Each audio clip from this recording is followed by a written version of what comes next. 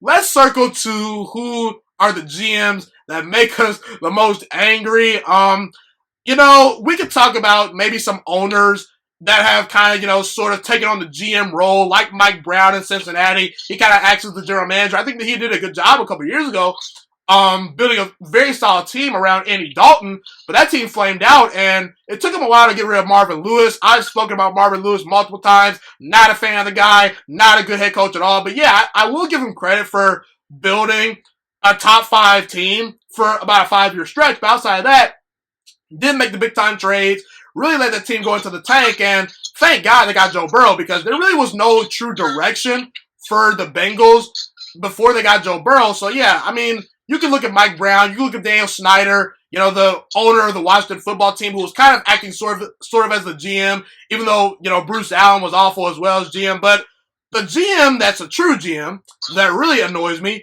is David Caldwell, the GM of the Jaguars.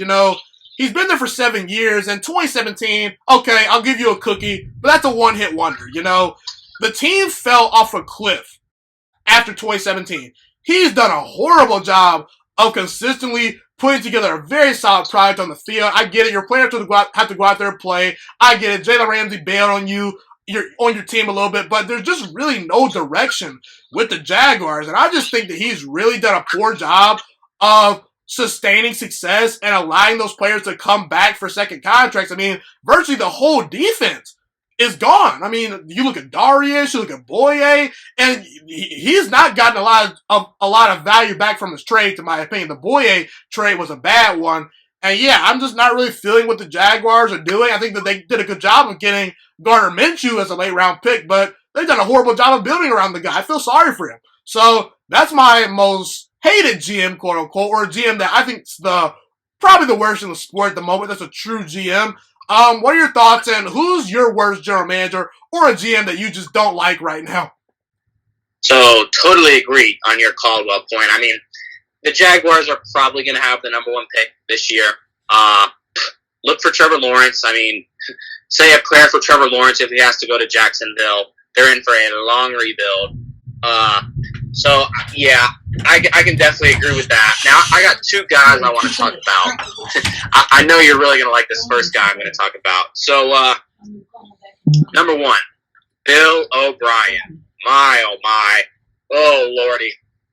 I mean, America knows Bill O'Brien is a terrible GM. Why would anyone, I mean, I get why you want to, but why would you let someone be the coach and the GM? This man is not Bill Belichick. Stop it. This man is not Bill Belichick. He should not be the GM of this team, okay? He needs to strictly, he's not even that good of a coach, if we're being honest. He could have gotten fired as a coach years ago, honestly. So, it's weird. The Texans is a weird team, okay?